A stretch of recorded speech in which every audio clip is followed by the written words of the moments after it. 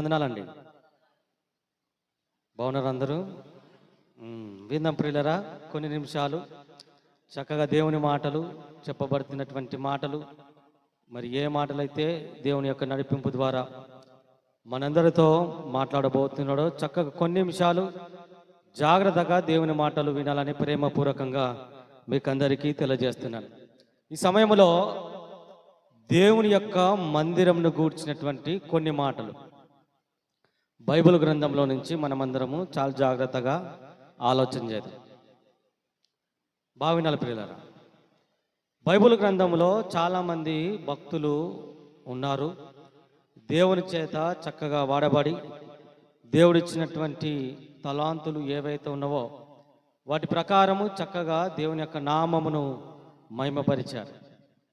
ఈరోజు బైబిల్ గ్రంథంలో నుంచి ఒక భక్తుడు, ఆ భక్తుడు దేవుని యొక్క మందిరానికి మరి ఎంత ప్రిఫరెన్స్ ఇచ్చేవాడో, ఎంత ప్రాధాన్యత ఇచ్చేవాడో మనమందరము చూడబోతున్నాం.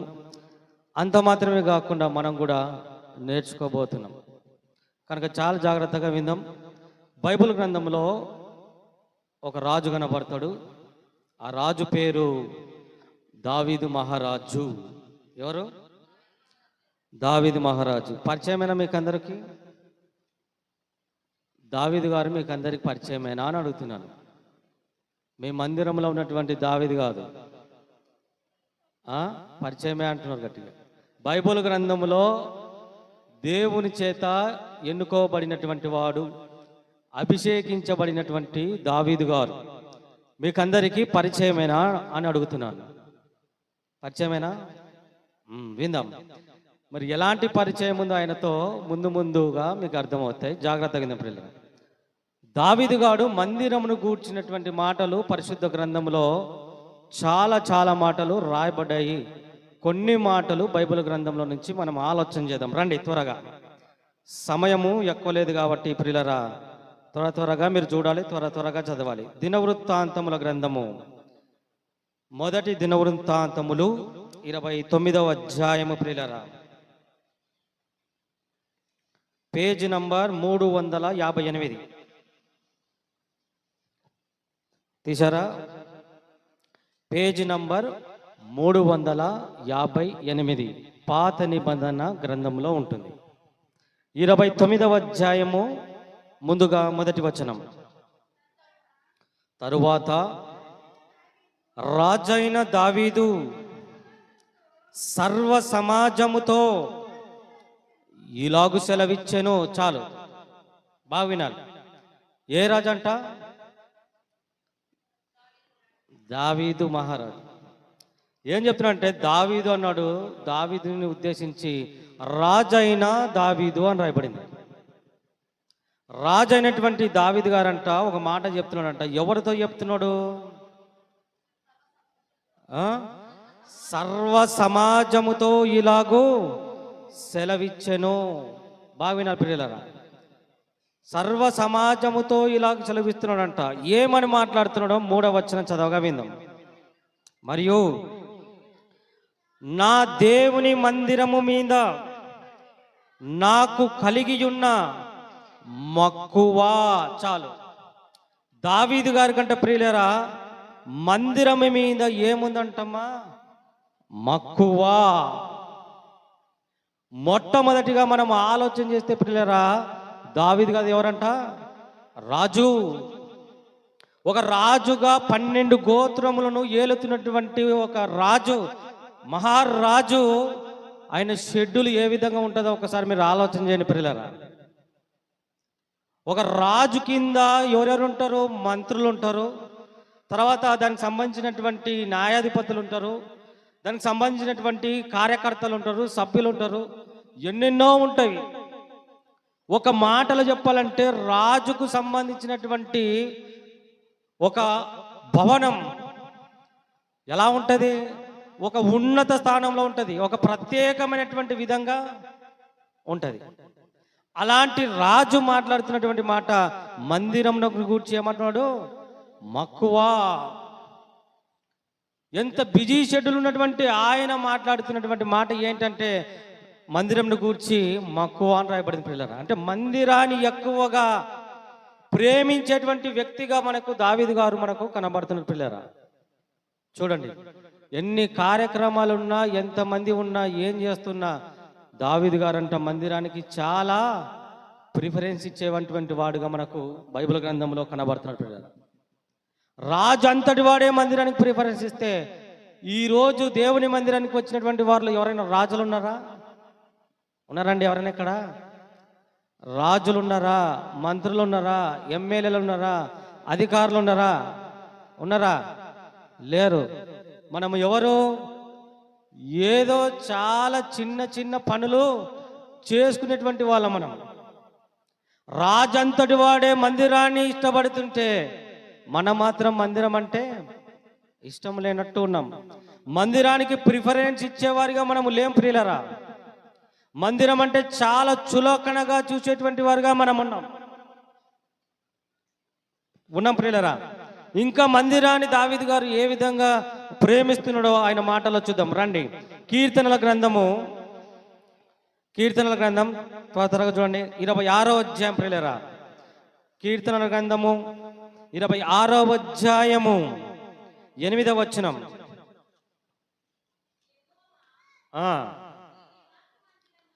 యెహోవా నీ నివాస మందిరమును, నీ తేజో మహిమ నిలుచు స్థలమును నేను ప్రేమించుచున్నాను. ఎవరు మాట్లాడుతున్నాడు? దావీదు గారు. 26వ కీర్తన రాసినటువంటి వారు ఎవరంటే దావీదు గారు పిల్లరా. ఆయన మందిరం అంటే మక్కువ అని రాయబడింది. ఆయన నివాస స్థలమును ఏమంటున్నాడు? నేను ప్రేమించుచున్నాను. మందిరమును ప్రేమించేటువంటి మహారాజు కనబడుతున్నాడు పిల్లరా. ప్రేమించేటువంటి వ్యక్తిలో మరి దావీదు గారు ఉన్నారు పిల్లరా. బాగా ఆలోచన చేద్దాం. ఇదే 27వ అధ్యాయం 4వ వచనం కూడా చదవగా విందాం. యెహోవా యొద్ద నేను ఒక వరం అడిగి తిని, నేను దానిని వెదకుచున్నాను. బాగా వినాలి పిల్లలరా. దావీదు గారు అంటే ఏమడుగుతున్నాడంట? ఒక వరము, గిఫ్ట్. దేవుని దగ్గర నుంచి ఒక గిఫ్ట్ని అడుగుతున్నాడంట, మొర్ర పెడుతున్నాడంట పిల్లలరా. ఈరోజు మనం అందరం సంతోషంగా ఉండాలంటే ఏం కోరుకుంటాము చెప్పాలి? మీరు సంతోషంగా ఉండాలంటే మీకు ఏం కావాలని అడుగుతున్నాను. అమ్మా వచ్చేపోయే వాళ్ళని తర్వాత నాకు ఇచ్చిన సమయమే చాలా తక్కువ. మీరు వస్తున్నటువంటి వాళ్ళని చూస్తున్నారు, మీకేం అర్థమవుతుందో మరి విందాం. మీరు సంతోషంగా ఉండాలంటే మీకేం కావాలని అడుగుతున్నా. నేను చెప్పమంటావా? మీరు సంతోషంగా ఉండాలంటే మీ భర్త మంచి చీర, మీరు కోరిన చీర, మీరు అడిగినటువంటి కలరు, రంగు ఏదైతే ఉందో అది కొనిస్తే మీరు ఏం చేస్తారు? అంతేనా? సంతోషపడతారు. ఇంకా కొంతమంది మీకు నచ్చినటువంటి ఫుడ్ ఏదైతే ఉందో వాటిని మీ హోటల్కి, మంచి హోటల్కి తీసుకొని పోయి మీకు మంచిగా మీకు ట్రీట్ ఇస్తే సంతోషపడతారు. ఇంకా ఒక మాటలు చెప్పాలంటే మీ పుట్టినింటికి మిమ్మల్ని పంపిస్తే సంతోషిస్తారా? సంతోషించారా? ఏమ్మా బాధ ఉందా? మీ పుట్టినింటికి వెళ్తారంటే మీకు బాధనా సంతోషమా? సంతోషమే.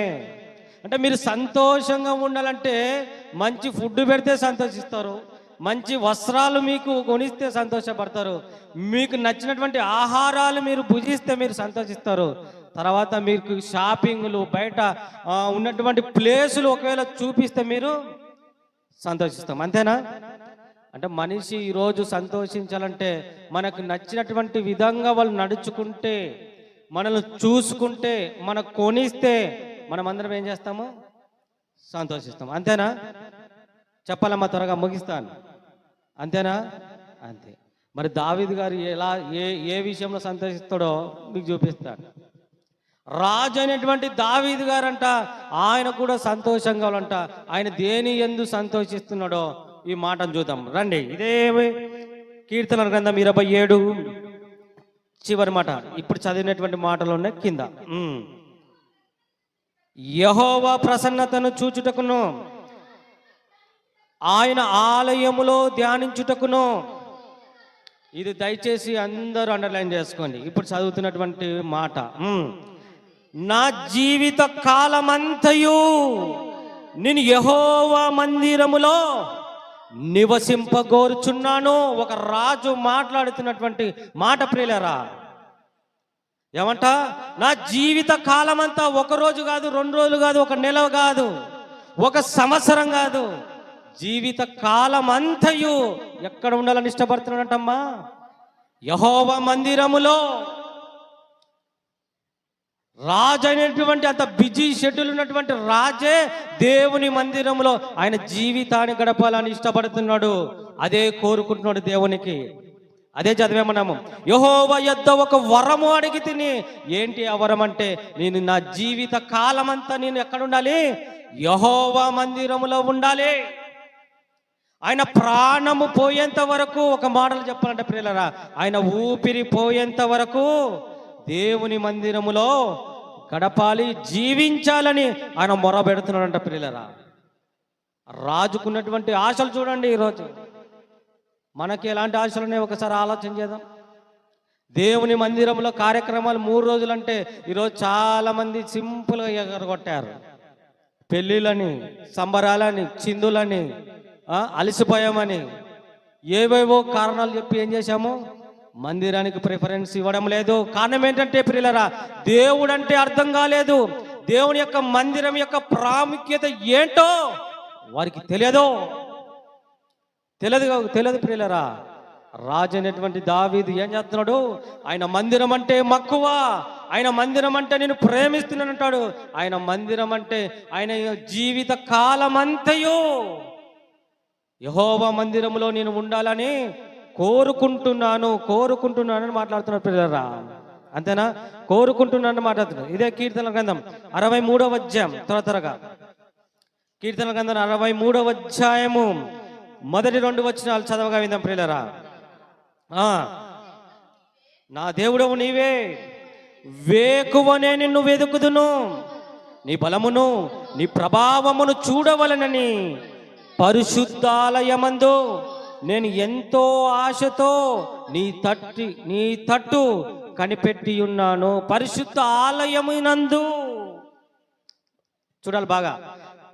దేవా నా దేవుడవు నీవే, వేకువనే నేను ఏం చేస్తానంట? వెదుకుదును, కనిపెడతాను. పరిశుద్ధ ఆలయము ప్రియులరా, బాగా వినాలి మీరు.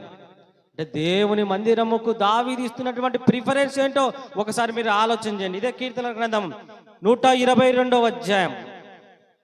కీర్తనల గ్రంథం 122వ అధ్యాయం మొదటి వచనాన్ని చదవగా విందాం.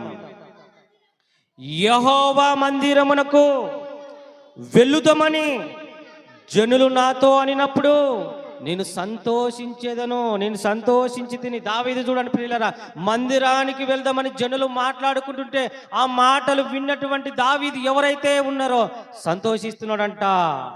ఇందాక మాట్లాడాం కదా, మీకు ఒక మంచి చీర కొనిస్తే మీరు సంతోషిస్తారు, మంచి ఫుడ్ పెడితే మీరు సంతోషిస్తారు అని చెప్పాను కదా. కానీ దావీదంట, జనులంట మందిరమునకు వెళుదాము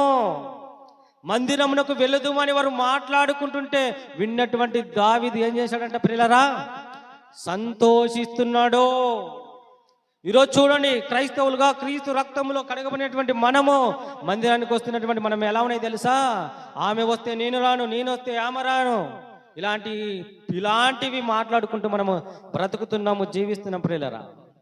అంటే దావీదు మందిరానికి ఇస్తున్నటువంటి ప్రిఫరెన్స్ ఎంతగా ఉందో మీరు ఒక్క మాటలో మీరు ఆలోచన చేయాలి. రాజు అంతటి వాడే మందిరానికి ప్రిఫరెన్స్ ఇస్తుంటే మనమేంటి? అసలు మనము రాజుతో పోల్చుకుంటే మనం దేనికి పనికిరాము. అలాంటి వారిము మందిరం అంటే చాలా చులకన. కనుక ఖచ్చితంగా ఇప్పుడు మనం ఏం చేయాలి ప్రియులారా తెలుసా? మందిరమును విడవకూడదు. మందిరంలో జరుగుతున్నటువంటి కార్యక్రమాలలో అవి ఏవైనా సరే పరుగులు తీసుకుంటూ మన మందిరంలోనికి రావాలి. ఖచ్చితంగా రావాలి ప్రియులు. ఎప్పుడైతే అప్పుడు వస్తామో అప్పుడు మనకేం తెలుసా? మందిరానికి వచ్చేది ఒక ఎత్తు అయితే, మందిరానికి వచ్చిన తర్వాత మళ్ళా మీకు కొన్ని పనులు ఉంటాయి. ముగిస్తూ మీకు తెలియజేస్తున్నాను, బాగా వినాలి. బాగానే చెప్తున్న గారు, మందిరానికి వస్తే మాకేంటి ప్రయోజనం అనేటువంటి ప్రశ్న కూడా మీకు రావాలి. అర్థమవుతున్నా? మందిరానికి వస్తే మాకేంటి ప్రయోజనము అనేటువంటి ప్రశ్న కూడా మీరు వేసుకోవాలి. మందిరమునకు వస్తే మీకేంటి ప్రయోజనం అని చెప్తున్నాను. మందిరమునకు వస్తే నువ్వు పరలోకాన్ని సంపాదించుకుంటావో, నిత్య జీవం సంపాదించుకుంటావో, దేవుడున్నటువంటి పరలోకానికి వెళ్ళేటువంటి అవకాశాన్ని నువ్వు సంపాదించుకుంటావు. మందిరానికి వచ్చినటువంటి వాళ్ళు అందరూ సంపాదించుకుంటారంటే మళ్ళా కాదు, బాగా వినాలి. మందిరానికి వచ్చినటువంటి వాళ్ళు ఎవరైతే ఉన్నారో ఆయన మాటల ప్రకారము బ్రతుకుతారో, ఆయన మాటల ప్రకారము బ్రతుకును సరిదిద్దుకుంటారో, సరి చేసుకుంటారో వారికి మాత్రమే అవకాశం ఉంటుంది. చాలామంది ఒక మాట మాట్లాడుతుంటారు, మందిరానికి రాకుండా మేము ఇంట్లో కూర్చుంటాము, పాటలు పాడుతాము, బైబిల్ గ్రంథాన్ని చదువుతాము, అన్నీ చేసుకుంటాము, ఇంకా మందిరం ఎందుకు మాకు, మందిరానికి మేమెందుకు రావాలి, మా ఇంట్లోనే మేము అందరం కూడుకుంటున్నాము, మేము పాటలు పాడుతున్నామని అనేటువంటి వాళ్ళు కూడా చాలామంది ఉన్నారు లేదా? చాలామంది. అంటే మందిరాన్ని ఎగరగొట్టి గృహకుడిక ఏర్పాటు చేసుకొని మేమే పెట్టుకుంటున్నాం అనేటువంటి వాళ్ళు కూడా చాలామంది ఉన్నారు. అలాంటి వారికి బైబిల్ గ్రంథం నుంచి ఒక హెచ్చరిక బాగా వినాలి పిల్లలారా. మీ ఇంట్లో మీరు కూడిక పెట్టుకుంటే మంచిదే, కానీ మందిరమును విడిచిపెట్టి కాదు, మందిరమును పక్కన పెట్టి కాదు నువ్వు పెట్టుకోవాల్సింది.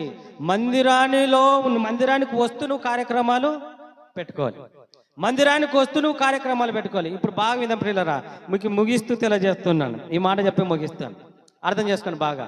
మీ ఇంట్లో మీరు ప్రార్థన పెట్టుకున్నారనుకోండి, మీ ఇంట్లో మీరు ఎంతసేపు పాటలు పాడతారు చెప్పాలి? ఒక 10 నిమిషాలు, ఒక అర్ధ గంట అనుకోండి. తర్వాత మళ్ళీ మీ ఇంట్లో ఏం పాటలు వస్తాయి? టీవీ ఆన్ చేస్తేనే మళ్ళా సినిమా పాట, అంతేనా? అంటే కొంచెంసేపు దేవుడు, కొంచెంసేపు లోకం, అంతేనా? ప్రార్థన చేస్తారు, ఎంతసేపు చేస్తారు? 5 నిమిషాలు 10 నిమిషాలు. మళ్ళీ అదే ఇంట్లో ఏం చేస్తారు? మళ్ళా బూతులు, అంతేనా? అంటే కుటుంబంలో పాటలు పాడుతూ బాగుంది, మళ్ళీ సినిమా పాటలు వస్తున్నాయి. ప్రార్థన చేస్తున్నావు, బూతులు వస్తున్నాయి. వాక్యాన్ని చదువుతున్నావు, మళ్ళా లోకానుసరమైనటువంటివి కూడా మీరు చదువుతున్నారు. మరి మందిరానికి ఎందుకు ప్రిఫరెన్స్ ఇవ్వాలంటే బాగా వినాలి, మీరు బాగా వినాలి. మందిరంలో ఏముంది అంటే ప్రియులరా, నిత్య జీవానికి సంబంధించినటువంటి దేవుని మాటలు ఉన్నవే, దేవుని చేత ఏర్పాటు చేయబడినటువంటి దైవజనులు ఉన్నారు. మీకు కావలసినటువంటి మాటలు మీకు చెప్పడము జరుగుతుంది. దేవుని మందిరంలో పాటలు పాడిన తర్వాత మళ్ళీ సినిమా పాటలు పాడతారండి ఎవరన్నా? చెప్పాలి. ఇక్కడ పాటలు అయిపోయిన తర్వాత మళ్ళీ సినిమా పాటలు పెడతామా? ఇక్కడ మందిరంలో ఏం పాటలు పాడతారు? అన్నీ దేవుని పాటలే. ఏం మాటలు మాట్లాడతారు? అన్నీ దేవుని మాటలే. ముచ్చోట్లు ఏమైనా మాట్లాడతారా? లోకాన్ని సర్వెంట్ ఉంటావా? ఏముండవు. దేవుని మందిరానికి ఎందుకు అంత ప్రిఫరెన్స్ అంటే, దేవుని మందిరంలో దేవునికి సంబంధించినటువంటి పాటలు, మాటలు, ప్రార్థనలు ఉంటాయి, ఇంకా ఏవి ఉండవు. అదే మీ ఇళ్ళలో అయితే, మీ గృహాలలో అయితే ఏముంటాయి? అన్నీ ఉంటాయి. లోకానుసరమైనటువంటి అన్నీ ఉంటాయి. కాబట్టి నువ్వు గృహాన్ని విడిచిపెట్టి పరిగెత్తుకొని ఎక్కడికి రావాలి? మందిరానికి. దైవికమైనటువంటి ప్రతి కార్యక్రమాలు ఇక్కడ ఉంటాయి. అందుకే మీరు ఎలా ఉంటారు తెలుసా? మంచిగా భక్తి పరులాగా, పరిశుద్ధంగా, మేము ఏమి ఎరగనట్టుగా ఉంటారు, అంతేనా? చాలా చక్కగా ఉంటాం. మనం నోటి ద్వారా ఏ వచ్చినా అవి దేవుని మాటలే, మనం ఏం పాడినా అవి దేవుని పాటలే, మనం ఏం చదివినా అవి దేవుని మాటలే. అందుకే సహవాసం అనేది చాలా ఇంపార్టెంట్. ఆ సహవాసం ఎక్కడ ఉంటుంది? దేవుని మందిరంలో ఉంటుంది. దేవుని మందిరానికి వస్తున్నటువంటి ఈ సహవాసంలో ఎవరైతే ఉంటారో వారికి ఏముంటుంది? పరలోకం ఉంటుంది, నిత్య జీవం ఉంటుంది.